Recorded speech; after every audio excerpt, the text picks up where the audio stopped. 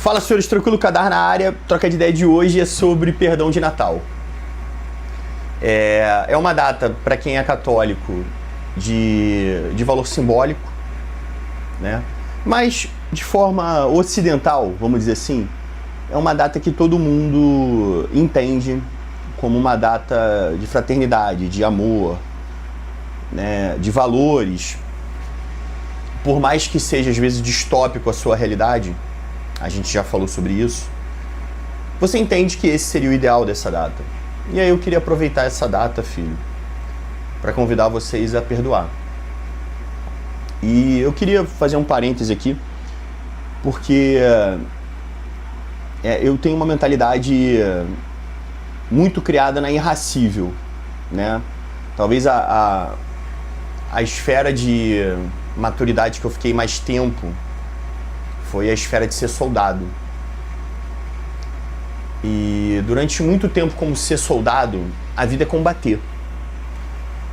A vida, para quem é fudido, filho, ela é muito bem definida no arquétipo de soldado, porque a vida é combater. E quem tá combatendo, né, filho, tem aquela coisa de eu tenho que devolver as porradas que eu tomo, eu tenho que se...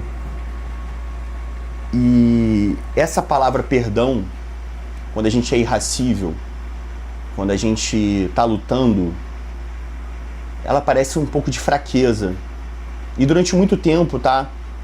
Eu tinha essa mentalidade de perdoar e demonstrar fraqueza, e ser ingênuo, e ficar, sabe, prometendo que vai ter volta, e ficar ruminando, sabe, o rancor das coisas erradas que aconteciam comigo, que aconteceram. Só que, filho, isso é um engano. É um engano, é o ego, é a imaturidade que faz pensar assim. A maturidade me fez entender que eu vou ganhar o jogo não lutando contra ele. Eu não vou ganhar da corrente nadando contra ela. Eu vou ganhar da corrente aprendendo a navegar. Por mais que eu não tenha voltado para devolver as porradas que eu tomei na vida, eu durante muito tempo eu guardei alguns rancores de coisas que eu passei. E volta e meia, quando sou acometido por uma injustiça, dá vontade na hora de revidar, de devolver. Não dá vontade de perdoar. A vontade que vem na hora é vingança. Porque nada mais é, né? A vingança nada mais é que uma reparação de justiça. E aí, né, cara, você vê os filmes de vingança, são os mais legais, né, irmão? Quando você vê o cara que se fode a porra do filme todo e ele vira a mesa, tu fica, porra! Essa é a parte boa do filme. Tem uma novela, porra, eu acho que o nome da novela é Avenida Brasil, cara, eu não lembro. Eu, quando era moleque, eu via uma programação, né? Eu via novela de noite com a minha mãe. Eu sempre ficava de noite, né? Eu morava mais eu e minha mãe que meu pai. E era a nossa programação até ali 2000 e pouco. A gente via a novela junto. E eu lembro, acho... E essa novela me chamou a atenção porque ela parou o Brasil no final dela, né? Eu acho que a Avenida Brasil era uma garota que tinha sido injustiçada. E aí ela se infiltra na família, faz todo um sistema de vingança para no final se vingar dos covardes que prejudicaram ela. E aí, né, foi até comentado na época que o sentimento de vingança une as pessoas. Porque todo mundo, filho, que tá na luta, que tem um mínimo de dignidade, se sente injustiçado com algumas coisas do mundo. E o mundo é injusto. Então é normal, quando você fala de uma dor comum, você acertar todo mundo. E é normal quando você chega para uma pessoa comum e fala para ela perdoar, e ela fala, eu não vou perdoar nada não, eu não perdoo ele nunca mais. E vai ter volta, sabe? Ainda tem a promessa da vingança. Mas, filho, a maturidade me ensinou várias coisas. E eu entendo, tá? Esse vídeo sobre perdão não é pela pessoa, é para você. É porque eu quero você forte. E você vai entender ao longo dele. Eu talvez só tô me tornando o que eu tô me tornando, só tô chegando onde eu tô chegando, porque eu tive pessoas que foram injustas comigo. E aí, cada um reage de um jeito diante da injustiça.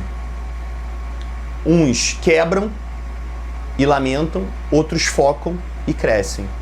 Eu sou o cara que cresço. Quando assim, né, eu sou aquele moleque do... Eu vou desanimar ele. Eu duvido que você faça isso, você não foi capaz. Alguns vão dizer, eu realmente não fui. Eu vou ser o que vai falar, duvidou? Não duvida de mim. E me jogo do que for. Eu sou esse moleque, né? Eu sou essa criança.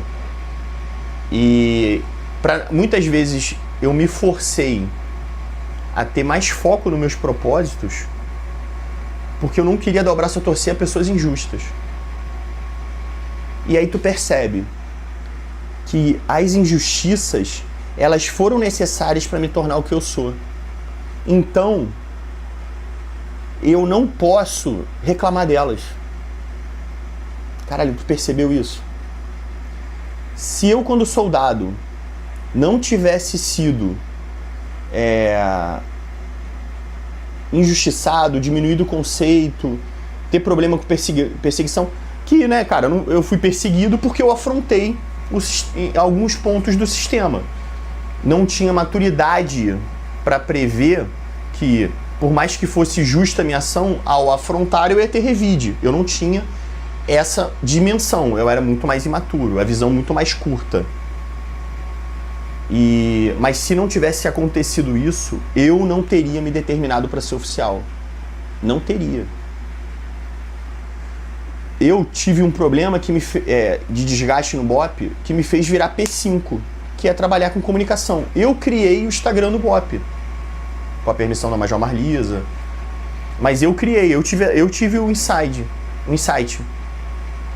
E aprendendo a lidar com o feeling do Instagram do BOPE, hoje eu consigo ter o meu projeto que está mudando a história da minha vida e mudando a história de uma porrada de gente. Percebe? Se eu ficar ruminando e não for grato pelas injustiças que eu fui acometido, eu não estou sendo coerente. Porque sem as injustiças que eu passei, eu não teria condições de fazer o que eu faço hoje. Então até as injustiças são importantes na minha história. Talvez mais do que muita justiça. Talvez, se eu tivesse sido acolhido em vez de afrontado, eu teria quebrado. Eu teria ficado pelo caminho. Quebrado assim, né? Eu teria me conformado. E aí tem uma passagem, né? Eu comecei a ler a Bíblia, né? Eu leio a Bíblia. Né? A coisa básica, né, irmão? Eu tento ser um cristão. O livro mais importante do cristianismo é a Bíblia. Por que eu não li essa parada toda? Quase falei um palavrão, né? Um sacrilégio, né, meu irmão? Quase fui excomungado agora né? Eu tô lendo. É um livro grande, é um livro às vezes massivo. Algumas partes eu paro, algumas partes eu pulo, depois eu volto. Mas eu leio. E a história do José do Egito é uma história de ressignificar e justificar o perdão. O José do Egito, ele só fez o seu melhor.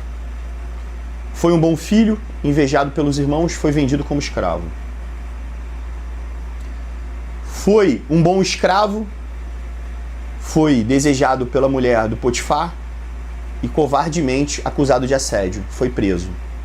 Foi um bom preso, ajudou os presos que ali estavam a resolver os seus problemas, se tornou o chefe dos presos e foi esquecido por eles. Quando, no sufoco, precisou-se de alguém para interpretar os sonhos do rei, do faraó, ele estava pronto e fez o seu melhor. Em tudo ele fez o seu melhor e a recompensa dele foi a injustiça. E aí quando ele consegue, né, superar a crise do Egito, vindo pelo período lá de seca, ele tem a oportunidade de se vingar dos irmãos. Ele faz um trote, ele mete se eu quisesse. Mas ele fala, eu os perdoo, porque sem a injustiça que vocês me acometeram, eu não poderia ser o que eu sou hoje.